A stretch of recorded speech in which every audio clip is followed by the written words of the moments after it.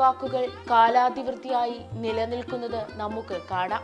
Covid മഹാമാരി ലോകത്തെ ഒന്നാകെ പിടിച്ചുലച്ചുകൊണ്ട് നമ്മുടെയെല്ലാം ജീവന് ഭീഷണി ഉണർത്തി നിലകൊണ്ടപ്പോൾ ലോകമെമ്പാടും ചർച്ച ചെയ്തത് ശുചിത്വത്തെക്കുറിച്ചായിരുന്നു. വ്യക്തി ശുചിത്വത്തിലൂടെ മാത്രമേ ഈ മഹാമാരിയെ അകറ്റി നിർത്താൻ സാധിക്കുകയുള്ളൂ എന്ന സന്ദേശമാണ് ലോകം മുഴുവൻ ഉണർന്നു കേട്ടത്. ഇത്തരണത്തിലാണ് ഗുരുദേവന്റെ ഈ അരുളപ്പാടിന് പ്രാധാന്യം മേറുന്നത്. പതിറ്റാണ്ടുകൾക്ക് മുൻപ് തന്നെ ഗുരുദേവൻ പറഞ്ഞത് ഇങ്ങനെയാണ്: ശുചിത്വം അടുക്കളയിൽ നിന്ന് തുടങ്ങുക. ഒരു വീടിന്റെ യഥാർത്ഥ ഐശ്വര്യവും ആരോഗ്യവും തുടങ്ങുന്നത് അടുക്കളയിൽ നിന്നാണ്. നല്ല ആഹാരമാണ് നല്ല ആരോഗ്യത്തെ പ്രദാനം ചെയ്യുന്നത്. ആഹാരം ഒരുക്കുന്നിടമാകട്ടെ അടുക്കളയിൽ നിന്നുമാണ്. അവിടെയാണ് ശുചിത്വം നമ്മൾ ആദ്യം പാലിക്കേണ്ടത്.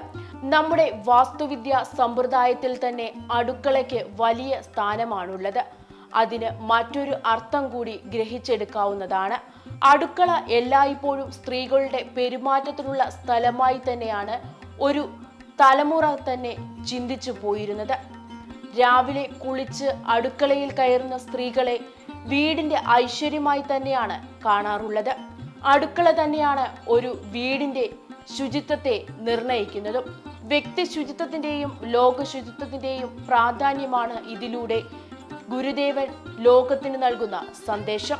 ഗുരുദേവൻ ഉയർത്തിയ ദർശനങ്ങൾ പകർന്നു നൽകുന്ന വെളിച്ചം ലോകത്തിന് മുഴുവൻ പ്രകാശമാകട്ടെ.